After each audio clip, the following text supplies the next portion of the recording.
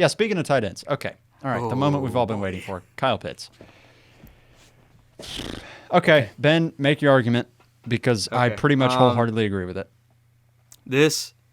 I had this conversation with our buddy Landon today.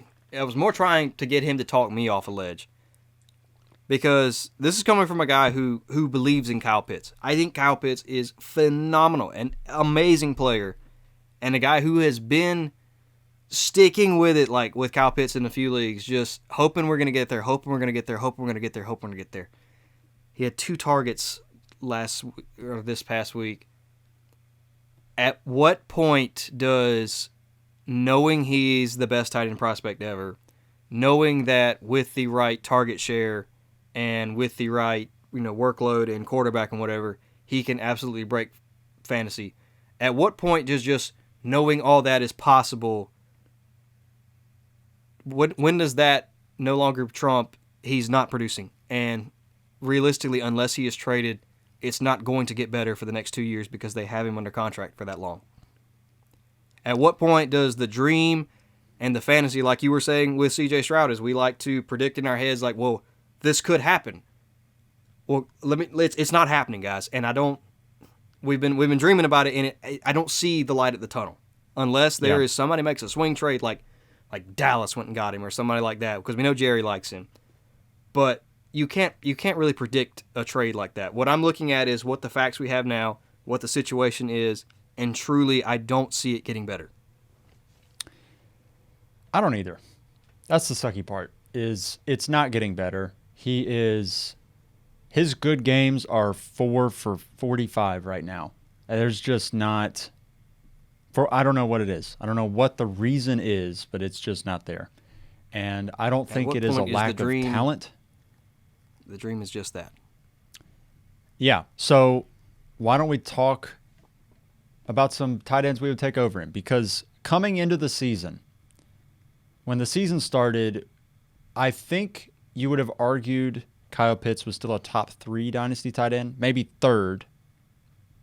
But I'm guessing 3rd, 4th. I'm putting words in your mouth, but I think you would have had Hawkinson, Andrews, Pitts, right? I think I was still in on Kelsey. I think I still had Kelsey. Okay. In my top 3 was Hawkinson, Andrews, and Kelsey. Somewhat of that order I don't 100% remember, but it was that 3, and I think it still is that 3 for me, honestly. And we can now add in some other names. I'm going to throw out a couple more. Sam Laporta. You'd rather have him than Kyle Pitts. Yep. Dalton Kincaid. The answer is yes. You would. This is going to hurt me to say, but I'm going to say Kincaid. Yeah. This is going to hurt me, but I'm going to say Kincaid. George Kittle. A lot closer. It is closer. Kittle's 30.1 years old.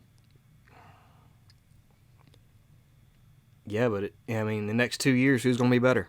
It's going to be Kittle. Kittle. Kittle's going to be better for the next 2 years. Here's the interesting one. This is a guy that I think has somewhat flown under the radar, but has been producing this year. I'm going to read out his numbers in half PPR scoring first before I tell you the name. 20.5, 3.7, 17.1, 6.8, 9.5. A stretch that Kyle Pitts could only dream of. This player is 24 years old and is a starting quarterback with a stud quarterback, I might add. This is Trey McBride.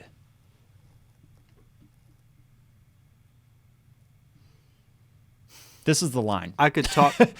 This is where I don't know. Would I rather have Trey McBride or Kyle Pitts? Not sure. You could talk me into either. You can talk me into purely Pitts is just well, this is the same argument. I know he's better. I know he's 100% a better player. But Hollywood's a free agent. Kyler, I don't think he's going to leave Arizona. They can't afford to get rid of him. Nope. McBride's coming on. I mean, next year, if I'm on the clock and I'm drafting for redraft, I'm taking McBride over Pitts unless something drastic has to happen in Atlanta for that to change. Yeah. Final name. I think this is the last guy that it's a conversation about, and it's Dallas Goedert.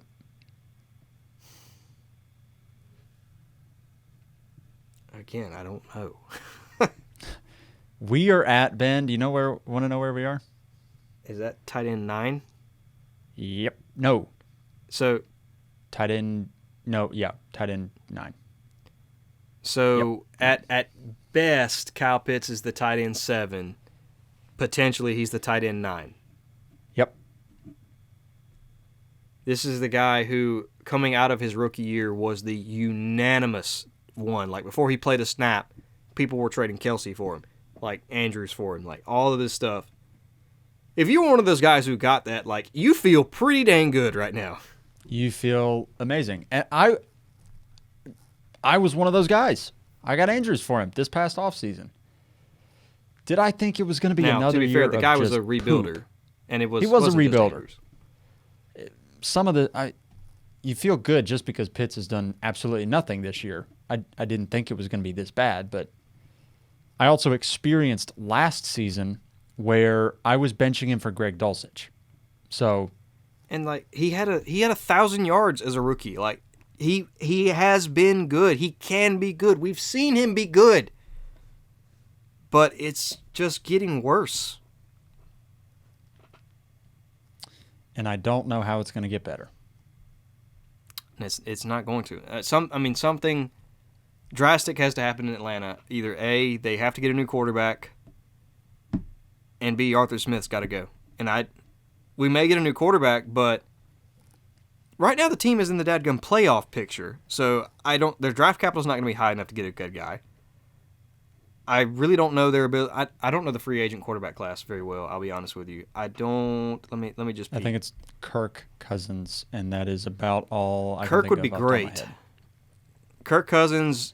Oh gosh, it is Kirk Cousins, Josh Dobbs, Ryan Tannehill, Jameis Winston, Baker Mayfield, Gardner Minshew. Honestly, I'd be ecstatic if Jameis Winston came in. What if you got Jameis would at least throw the ball? Yikes. That's not good. Yeah, none of those are. This is not getting better. Problem solvers. Nope. It's not getting better at all. So yeah, Kyle Pitts, pour one out for him because he's falling fast, and if you've got him right now, you're holding the bag because you're not getting anything. You have to hold great. Kyle Pitts.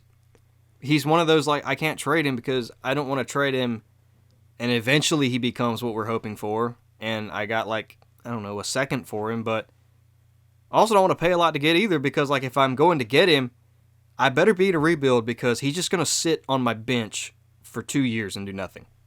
Right.